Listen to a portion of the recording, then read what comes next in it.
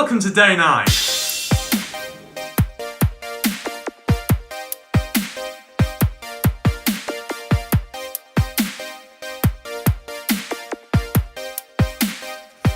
Alright everyone, hello and welcome back to the video logs of the lab build. It has been quite a while. Have a look. A lot has changed since the last video. You can see it is so close to being done now. So let's show you what's been done.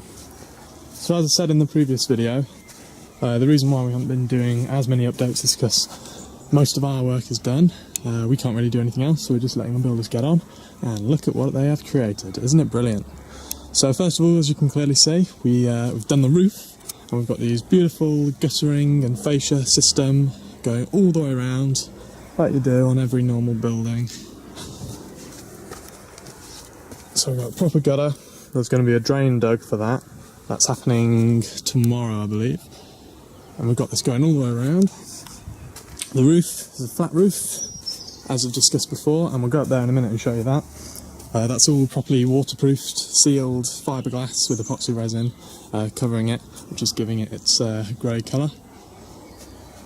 You can see proper plastic all secured together. If we go around the back, you'll notice now that they've actually gone and cleaned all the spare little scraps of mortar off the wall.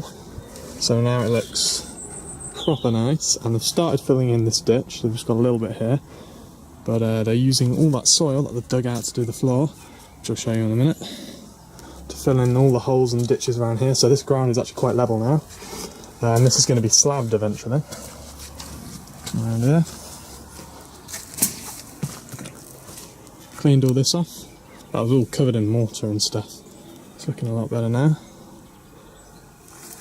You can see they got rid of all the spare bricks and slabs down here. Tidied it all up. Now there is a ladder here, that's how we're getting onto the roof, and I'll show you that in a moment. We just go around, plenty of space to walk all the way around. You can see once again, very nice clean wall. This really does look properly professional now when you look at the plastic, all the plastics going around the roof and the guttering and everything. Looks like a very nice build, good workmanship here. So, now I've showed you the exterior, let's go inside. As you can see, we've got our concrete floor. This was actually dug out about 20-25 centimetres down, that's where all that soil came from. Then they covered it in a layer, an entire layer of aggregate, and then a layer of sand on top of that, and they flattened it all down and put this black waterproof, it's just like a thick bin bag sort of material, across the whole thing, so that forms a waterproof layer. And then they put big thick polystyrene, you see here, some cut-offs left.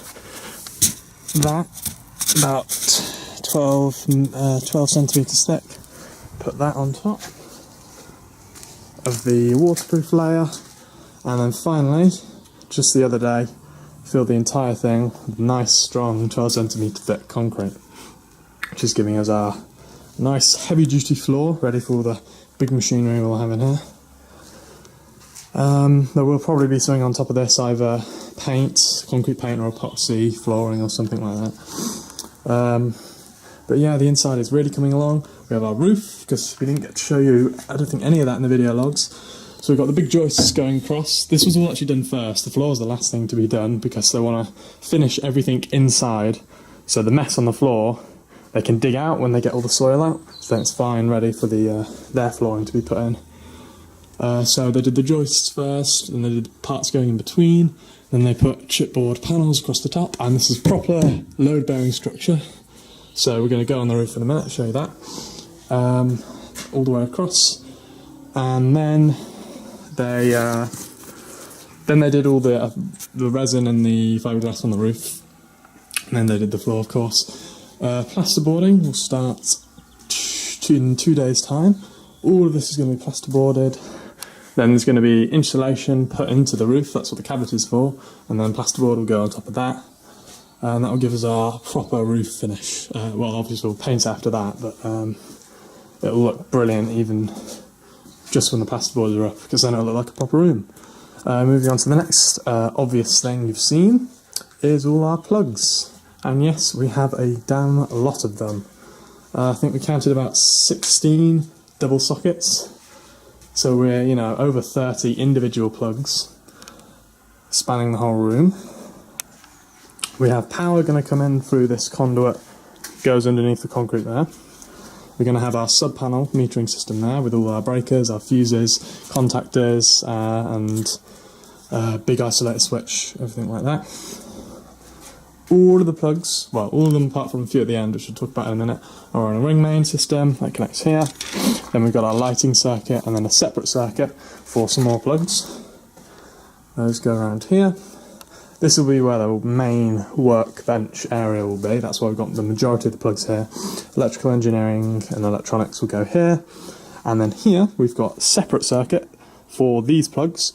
So if we're ever doing anything that might trip the breaker, we can plug them into here. And if the breaker trips, all the other plugs will stay active. So everything else we have plugged in, all our machines and our computers, whatever, will stay on. So this will be completely isolated from this circuit, which will make experimenting a lot easier. Then more plugs along the back wall. We've got a few on the floor, so we don't have to have cables trailing over the desk if we're running equipment across the floor or something.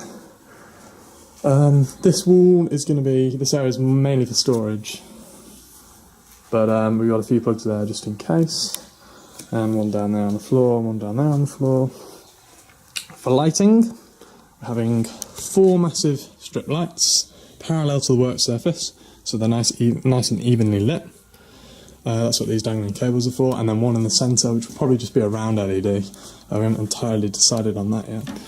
All of that is also going to be connected on the same circuit to 2 exterior lights, one there and one there, as well as a security floodlight there, also LED.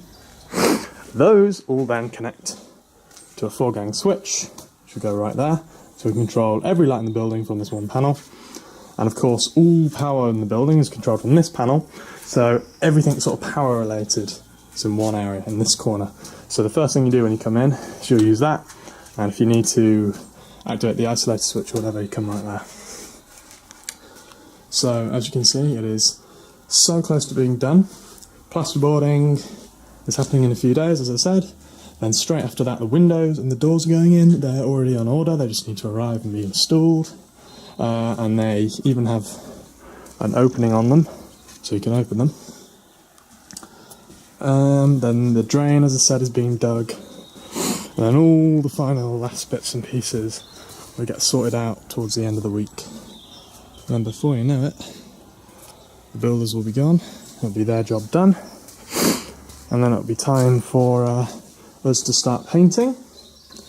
And then all that needs to happen is the actual armoured cable, which carries the power from the house, as well as the armoured data cable, will need to be ran underground, which I'm going to sort out in probably 2 weeks' time.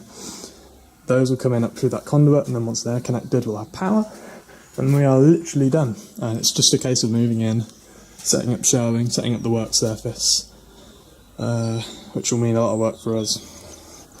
So yeah. So a lot to cover in this update. It's obviously a lot different from how it was before. So now I'll go ahead and show you the roof. So here we are on the roof.